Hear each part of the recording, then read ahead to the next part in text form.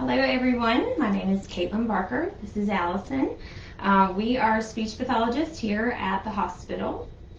You might also see Alyssa around. She works with us. So we are here today to talk to you guys about diets. And we don't mean the type of diet that gets you swimsuit ready. We mean food consistencies and liquid consistencies that are prescribed or ordered by the physician in order to keep our patients safe. So it's like any other order that the doctor would place, it's like a medication or a procedure. It's really important that we get them correct. We in the speech therapy department here have seen some foods coming up from the kitchen that aren't the right consistency for what's been ordered.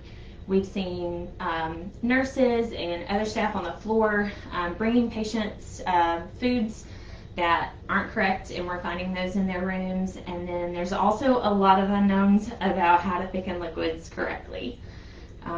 We as SLPs, we're here for you, and we're going to help you guys by just shedding light on the situation and being sure that we're all able to do this correctly. It's just really important that we optimize patient safety while they're here in our hospital. So before we jump into it, I just want to explain what we most often treat in the hospital, and that is dysphagia. So dysphagia, simply put, is trouble chewing or swallowing. Patients we have, they can have a lot of different issues that aren't always necessarily obvious. They can have weaknesses that affect their ability to chew and break up the food in their mouth to get it prepared to swallow. And so when they swallow it, there may be too much left, or it may end up going down the wrong direction. That can become an airway issue. Also, their muscles, they may be weak on one side or the other. They might just be generally weak as well. Their muscles don't squeeze and clear like they need to. They don't protect that airway adequately. So if things aren't the right thickness, then again, it can become an airway issue. So I know we all want to avoid those things and potential problems that can happen if someone gets something that they're not supposed to. We certainly know that we wouldn't intentionally put a person in harm's way, but that in fact it can happen. So, like I said, we're going to learn what all these diet levels mean, okay? So let's jump into foods first. With foods, there are three main levels. There is a regular, a mechanical soft, and a puree. So the regular consistency is just as the word means. So what we eat and drink every day usually, it's things you get from the grocery store or from a restaurant. They're not modified in any way. The person can basically have whatever they want, okay? The second one is mechanical soft. Mechanical soft is definitely the most complicated, I would say, of the diets. It is kind of tricky to know what is and what isn't mechanical soft. We're going to give you the basics, but Allison made an awesome handout that we're going to put along with a liquids handout. We're going to be placing those in the nourishment rooms around the hospital. We're going to place them down in the kitchen. We're going to put them anywhere that you guys need them so that we can all figure out the do's and don'ts of the diets. With mechanical soft, I feel like the biggest thing with that is meats. No meat is regular in mechanical soft, okay? So every meat is chopped or ground.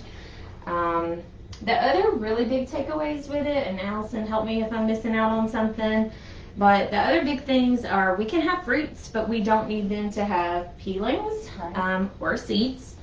Let's see, the other huge takeaways, we don't want to have French fries, okay?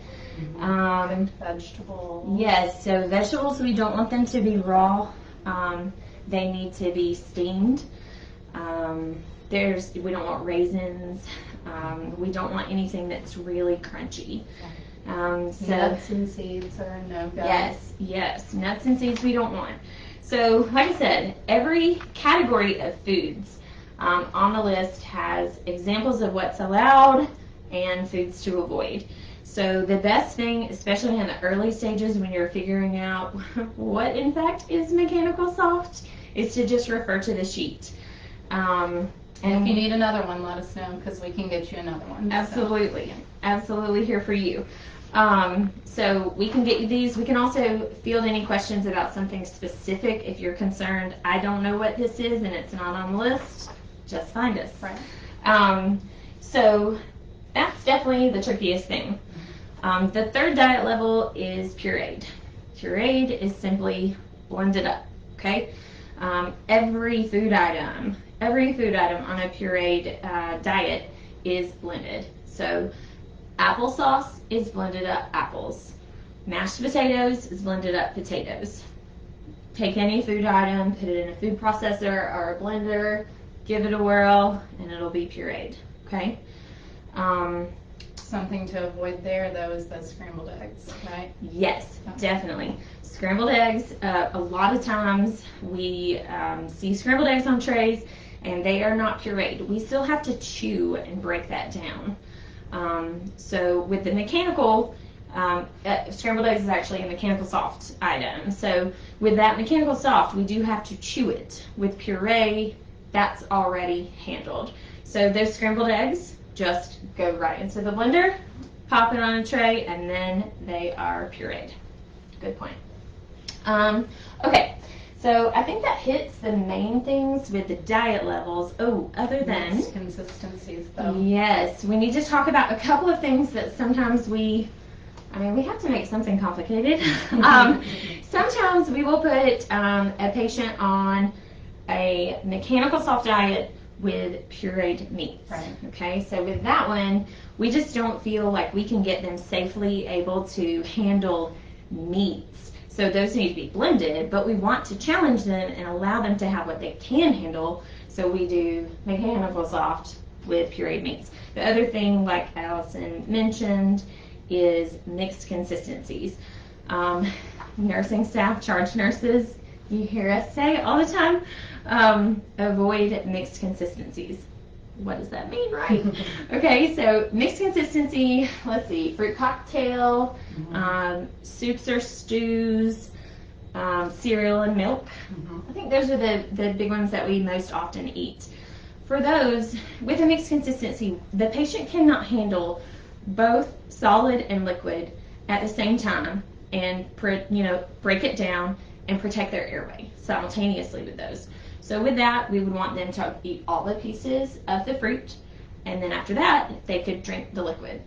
Same with cereal and milk and all the other things. So we just want one consistency given at a time, which is hard for patients to implement, especially in the hospital and in the bed. So we just say, avoid mixed consistencies, and that trouble aspect, we're hopefully taking off the plate for you guys.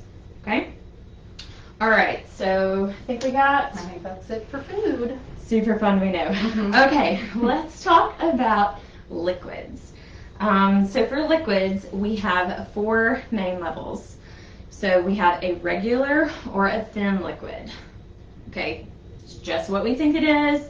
Nothing special about it. It's water out of the tap. It is any juice or drink item that you buy at the grocery store or at a restaurant. Nothing special has been done to the liquid. A lot of times we get the question, why do you say a regular liquid or a thin liquid? What does that mean? Okay, so it is indeed just the normal liquid. It's just that we want to specify. By saying that, we're specifying to you guys that it's not a thickened liquid, okay? So you don't have to worry about that. It's just a regular thin liquid. Okay, so that's the first one. The second one is a nectar thick liquid. A nectar thick liquid is like a syrupy consistency in like the can of fruit that you see, like the juice in like those diced up peaches. It's just a little bit thicker. We're going to show you kind of the nectar. This is hard, but anyway, with that nectar, things just kind of fall off. They don't drip. And with a regular liquid, they just drip, drip, drip, drip, drip. Right. Separately, like a faucet that's not turned all the way off when they fall off the spoon. And with nectar, it's kind of a continuous fall. Okay? So Allison is going to be thickening some liquids as we go along. We pre-thickened these. With this, I feel like it's super simple. It is, yeah. I just feel like people don't know. And if you don't know how to do it correctly, then things can go wrong. So, like we said, we're here for you. So we're here. Okay, so with the nectar, first of all, there's a difference in these packets, okay?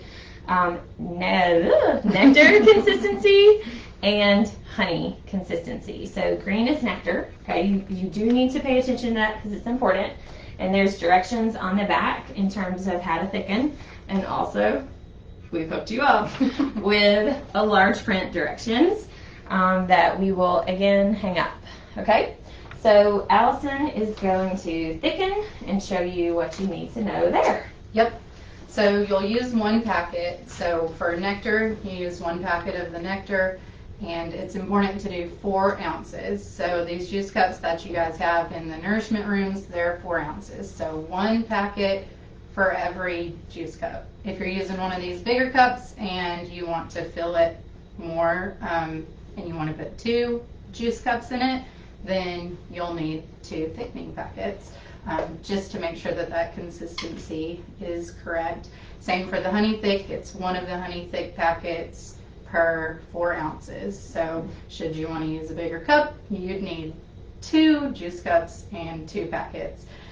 Pudding thick, which she'll talk to you about in a minute, but it's a little more rare. We don't recommend that one very often, but it's a little more complicated. You'll have to do 2 packets of the nectar thick per 4 ounces. So we don't recommend that one very often. Should you encounter that and you have a question about it, let us know. But yeah, 2 nectar thick packets per 4 ounces for pudding thick. So I'm going to mix these up just to kind of show you how to do it while Caitlin talks to you guys. But you'll put the packet in, pour the juice in, and then you want to stir really good for about 15 seconds. After that 15 seconds, it takes a minute or so to truly thicken to where you want it to be. So you're going to want to allow that time for it to thicken to its optimal consistency, and then it's ready to drink. So I'm going to be working on that. You can watch me while I do it. But Caitlin's got some other thickening information she's going to give you, and then we'll go from there.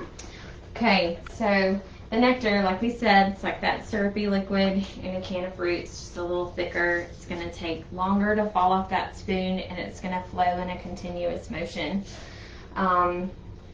The really big thing that I learned the hard way was when you're thickening these, have a spoon on hand and start stirring right away. Otherwise, you end up with a blob in the bottom of your cup, and that's not yummy for anyone. The thickening stuff, by the way, it's a cornstarch-based thickener. They do have a lot of different varieties.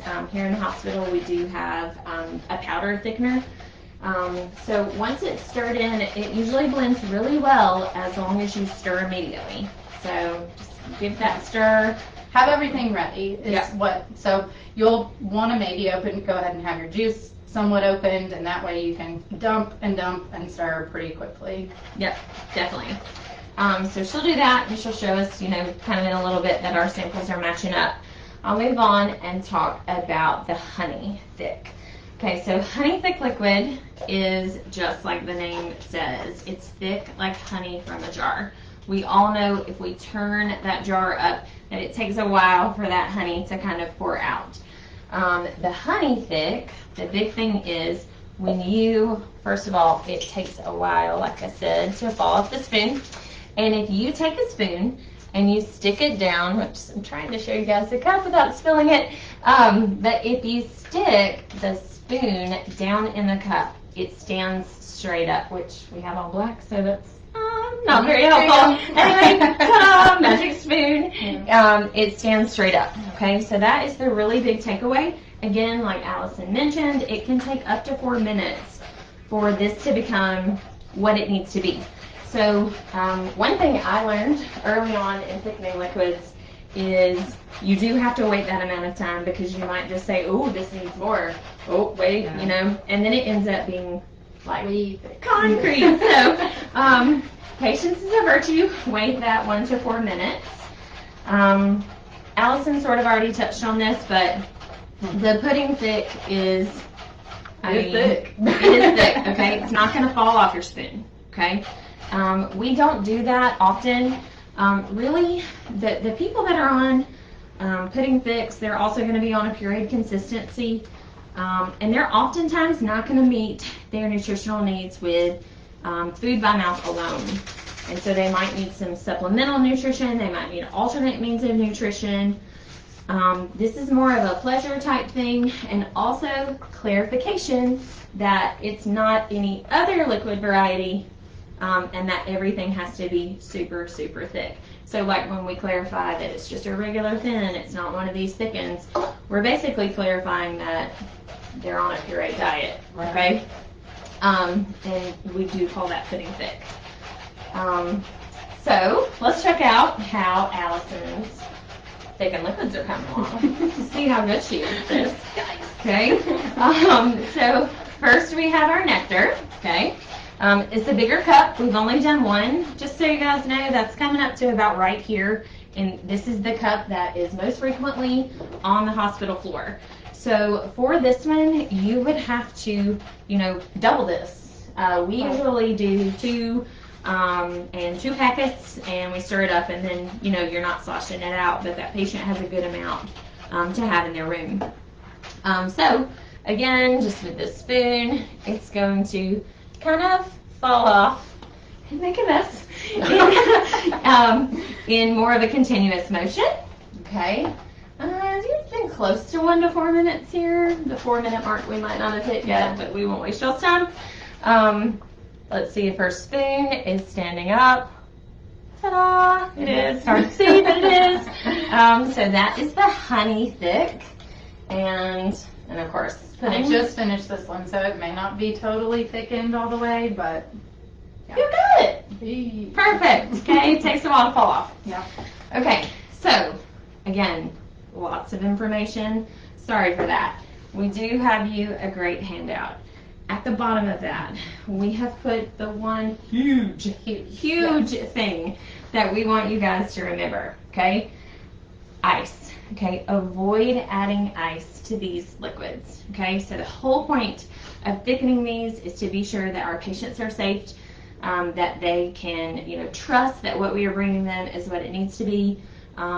So if we add ice to that, it immediately begins to melt, and the liquid becomes thinner and thinner with time. And so now we've put our patient at risk to, you know, have some adverse side effect from getting what we have given them. So no ice. Again, another good thing about using, you know, these little juice cups from the refrigerators in the nourishment rooms is they're cold. Okay, so try to use cold liquids and do not use ice. Okay. Did we cover? I think so. I think that's all the goods. Sweet. Okay. So like I said, we will put these around.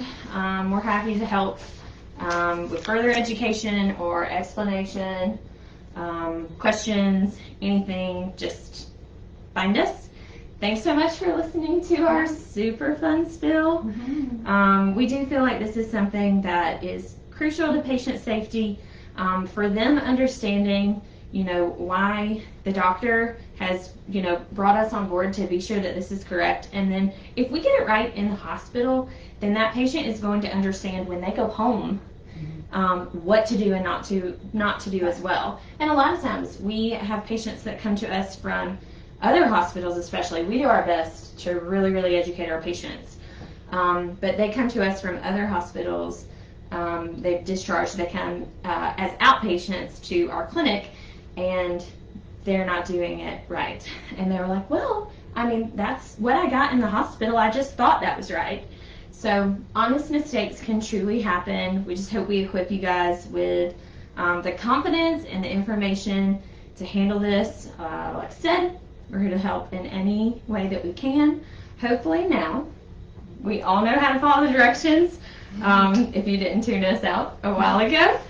So let's just go and let's be the difference.